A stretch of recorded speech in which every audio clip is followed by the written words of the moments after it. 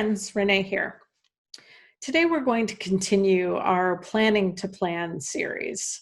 This is a series of things that I want you to consider before we take our life's vision and begin to make a plan that we can lean into action and execute on. Today I'm going to talk about issue management. Now again, I'm using corporate language and concepts that I've used for 2.5 decades now in a corporate setting, but I'm bringing those into the personal. Let's take some of those corporate concepts and apply them to our lives, but let's do it in a really personal and intimate way. Issue management. It's exactly what it sounds like. What are we going to do when something goes wrong? Most of us tend not to think about that ahead of time. We think about it when something has gone wrong.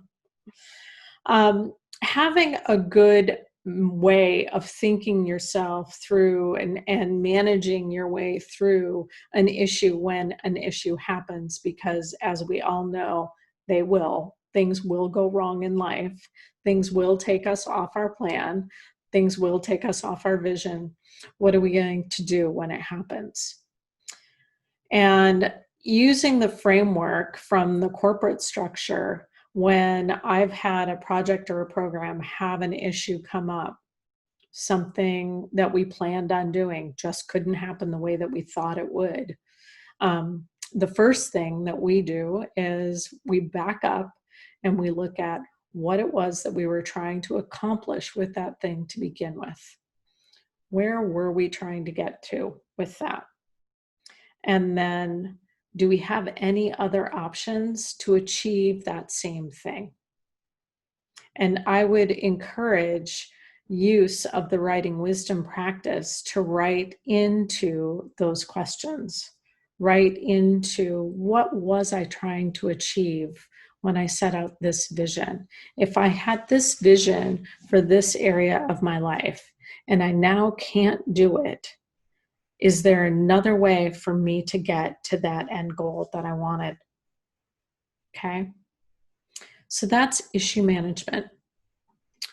Really identifying what it is that we were trying to achieve to begin with. What other ways do we have to get there? And then choosing the best of those. Now, if there's absolutely no other way to get to where you wanted to go, then you've got to back up and look at why you were trying to get there and really spend some time writing into that. What does that mean now that that's not available to you? That's the type of issue that then, to me, leads to what I would think of as a replan. You would re-envision, reimagine your life's vision.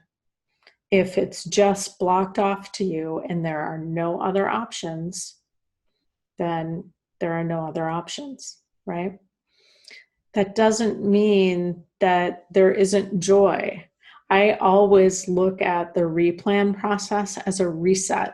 I get to ask myself, what do I want given who I am right here and right now? I'll talk in another video about the replan process, the refocusing process, the renewal process of our plans. It's an important part of the life visioning process, the life planning process. So there's an evergreen aspect to our life plan. There's always energy coming into it. We don't just write it once, put a plan down, put the steps down, and march rotely through life. That's just not how it works. It's not how we want it to work. It's not what's going to keep us alive and vibrant and well. And we want our plan to work for us and with us as we move through it. So if we have an issue that absolutely blocks us, it's time to replan. It's time to renew what that area in our life was and what we wanted from it and rewrite into it. If you've got paths forward, identify what those are and choose the best one.